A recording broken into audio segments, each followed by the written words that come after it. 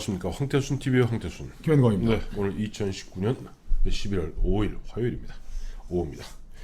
아리송합니다. 어제한 너의 말이 정말 아리송합니다. 문재인 대통령 오늘 지금 태국 방콕을 떠나서 한국으로 돌아오고 있습니다.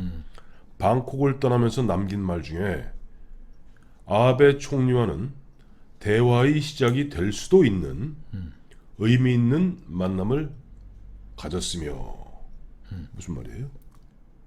그러니까 그 말이 네. 이렇게 심플해 단순해야지. 네. 이게 내가 무슨 이야기를 하려는 거 알 수가 있는데 네. 이분 말씀이 쭉 읽어보면은 네. 대통령 후보 시절에도 그랬지만은 네. 끊어지지가 않고 계속 이어지는 거예요. 그 원래 법관들 그 특기 아니에요? 법관은 한 적 없죠. 변호사를 했죠. 아 변호사. 또 훈련을 받았을 거 아니에요. 어쨌든. 무슨 변호를?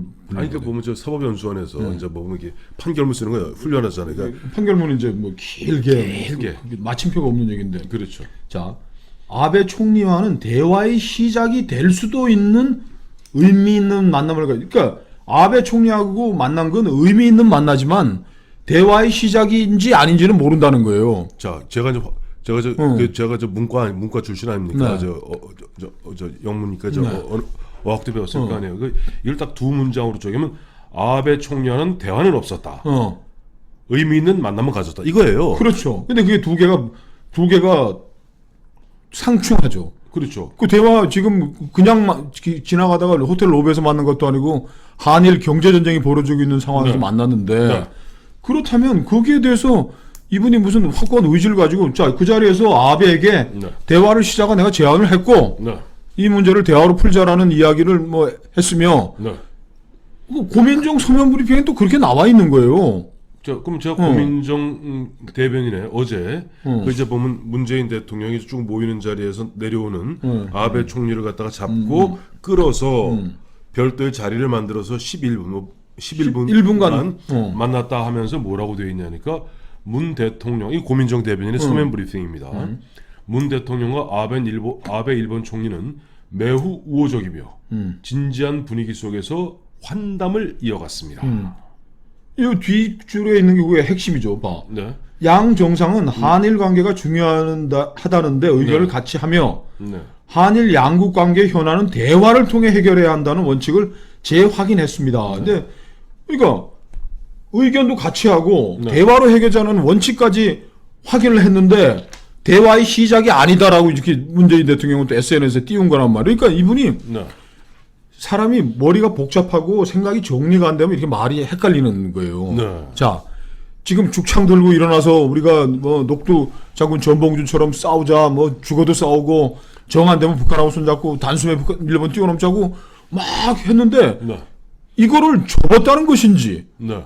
지지자들에게 자 이제 그 국면은 끝났고 네. 그 외쳤던 저 뭐 민정수석도 날아가고 네. 뭐 그 사람들 얘기를 듣고 보니 뭐 갈 길도 잘 안 보이고 하니까 네. 이제 대화로 해결하기로 방향을 정했는지 안 정했는지 대통령이 스스로도 자신이 없는 거예요. 그러니까 말이 이렇게 이상한 거지. 정말 좋은 말씀이시네요. 네. 그러니까 아까 말씀하신 대로 보면 한 두어 달, 서너 달 정도를 갖다가 그야말로 우리 전쟁 일보 적전에 국민 총동원령 내리듯이 하지 않았습니까? 총동원령 내렸죠. 보면은 아직도 나에게는 12척에 여기 저 전남에 가서 전남은 그 얘기 했잖아요. 12척 배가 있다, 아직도. 이순신 장군의 12척의 배.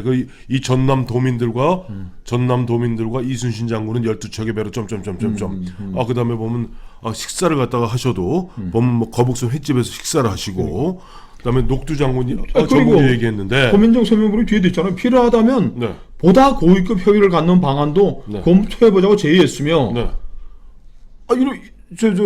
시퍼렇게 칼 들고서 막 하던 분이 대화로 해결하고 네. 보다 고위급 실무 협의도 하고 보다 고위급 협의를 갖는 방안도 검토해보자고 제안을 했는데 오면서는 대화의 시작이 될 수도 있고 안 될 수도 있는 만남이었다고 얘기를 하면은 이 행위는 도대체 그러니까 이게 창피한 거예요. 호텔 로비에서 네. 그냥 그 죽이겠다고 막 칼 들고 설치다가 갑자기 소매자락 붙잡고 가서 얘기 좀 합시다 하고 한 게 얼마나 창피한 거예요 스스로에게도. 그렇죠. 그러니까 말이 이렇게 복잡한 거예요. 아리송한 얘기들이 되고. 아리송하고 요 사이에 보면서 사실 고민정 대변인의 소면 브리핑과 문재인 대통령이 오늘 그 방콕을 떠나며 이 사이에 뭐가 있었냐니까 일본 관방부 장관의 브리핑이 있었고 또 스가 요시히데 관방장관의 재확인 브리핑이 있었습니다. 여기에서 보면 우리 고민정 대변인의 서민 브리핑과는 전혀 다른 이야기예요. 그러니까 의례적으로 그냥 만났고 그 앞에 부분에서 뭐 보면 최근에 뭐 저 이낙연 총리원 부분에 대해서 감사 이야기, 그 다음에 보면 문재인 대통령이 모친상 당한다는 데 대한 위로의 말이 있었고. 11분 중에 뭐 거의 다 했겠네요, 그걸로. 네, 그다음 통역 빼고 나면은 5분이에요. 5분이죠. 뭔 얘기를 그 다음에 보면 문 대통령 이야기하고 거기에 대해서 아베 일본 총리는 기존에 일본 아주 드라이하게 아주 무미 건조하게 일본 정부의 기본 입장을 재천명한 것에 불과합니다.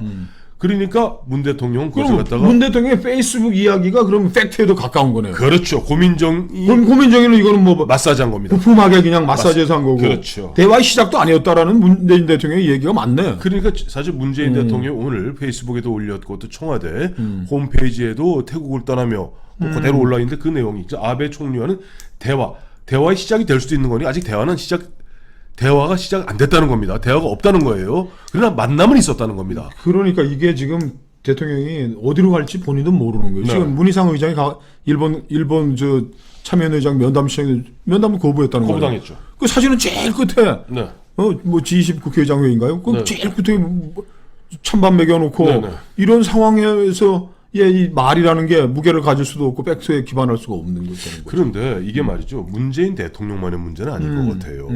보면은 지금 문재인 정부의 비서실장 이야기도 마찬가지고 또 각 장관들 이야기도 마찬가지고 보면은 진짜 모든 게 아리송해요. 근데 제일 대표적인 게 안보 라인들이죠, 뭐. 안보 라인의 그 가장 대표적인 정의용 안보실장. 안보실장. 이 보면 정의용 안보실장이 텔이라는 게 이제 우리 보면 그 이동식 저 미사일 발사대거든요. 그 텔로. 그러니까 우리가 2017년 11월 29일 화성 15호도 텔로 쐈습니다.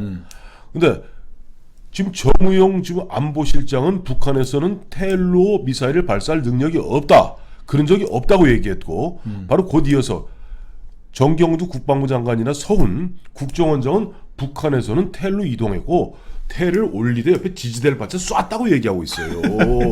뭐야 어느 게 정답입니까? 이게 네. 그러니까 정용 씨는 우리 국민들 저 간단한 군사 지식까지도 저 왜곡해서 속이는 거죠. 미소 ICBM, 네. 미소 핵 저 경쟁을 할 때 제일 중요한 게 ICBM 아닙니까? 그렇죠.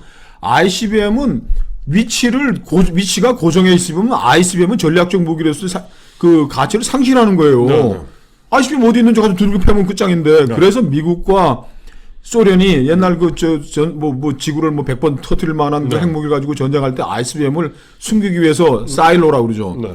그 사일로를 설치하고 네. 그 밑에 궤도 철도를 깔아가지고 왔다리 갔다리 하고 잠수함에도 실어놓은 것도 어디에 가는지 추적이 안 되게 하고 ICBM은 이동이 안 되고 그 자리에서 이동식이 안 되고 그 자리에 멈췄으면은 미국이 최근 들어서 뭐 SLBM 때문에 정찰기도 계속 띄고 하는 게 위치가 추적이 되고 이동이 안 되면 ICBM으로서의 가치가 없는 거예요. 그렇습니다. 근데 그 뭐 이동식 발사가 안 된다 그러면 북한은 그럼 미소 핵 전쟁, ICBM 경쟁에서 배운 게 뭐예요?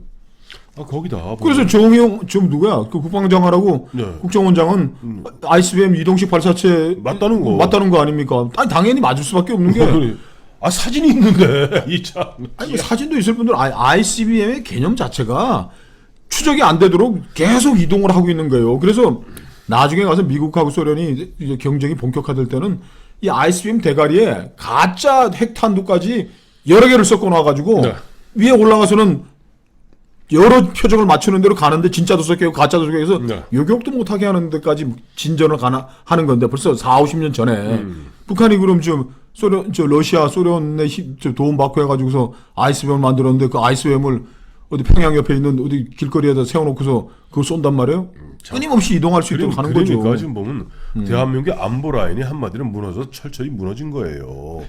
그러니까 아니 지금 뭐 통일 외교 안보 정책을 총괄하는 청와대 안보실장의 그 인식과 사고가 그 정도라면 북한의 미사일이 우리에게 위중한 위협이 아니라며. 위협이 아닌데 왜 뭐 걱정을 해? 그때 그러니까 놔두면 되지. 그러니까 진짜 아리송하기 짝이었고 또 두 번째 뭐 외교 통일 안보 라인 얘기하면 또 뭐 둘째가라면 서로 할 사람이 김연철 통일부 장관 아닙니까? 이분은 뭐 저희들의 이제 상식적인 추론을 완전히 벗어나서 자기 정신 세계에 살면서 네. 오로지 김정은 관심법을 연마하고 있는 분이죠.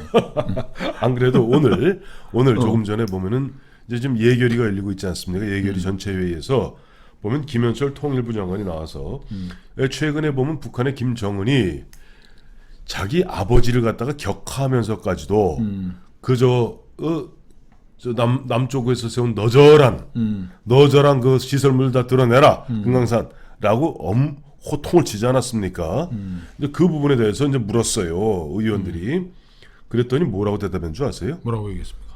북한의 금강산 시설 철거는 관광 재개를 촉구하는 대외적 메시지다. 와, 진짜 김정은이 그래가 야 어떻게 이렇게 내가 그냥 아무렇게나 뱉은 말을 이렇게 아름답게 포장을 할 수가 있나? 꿈보다 해몽이에요? 꿈보다 해몽이고. 예. 더군다나 지금 예. 그 북한은 원산 갈마 해수욕장 주변에 갈마 특구. 그다음에 뭐 저 스키장, 네네. 뭐 마식령 마식령 스키장, 뭐 스키장. 이런 거 해서 중국과의 김현철이 정말 김정은의 마음을 관심법으로 하려면 네. 미국 대북 제재 저 유엔 안보리 대북 제재 상관없이 우리가 대북 제재를 우리가 유엔 안보리 제재를 맞더라도 금강산하고 개성공단 살려가지고 네. 그 김정은 동지한테 현금을 갖다 드리겠습니다라고 얘기하는 게 솔직한 것인데 네. 그걸 못 하고서 이런 얘기만 하니까 김정은이가 너절한 얘기 그만하고 소대가리 삶은 소대가리 웃는 소리 그만하라고 그렇게 깜짝을 때렸는데도 아직도 관심법을 연마를 하고 계시니까. 근데 그러니까 뭐 우리 국민들이 듣기엔 더 아리송하죠.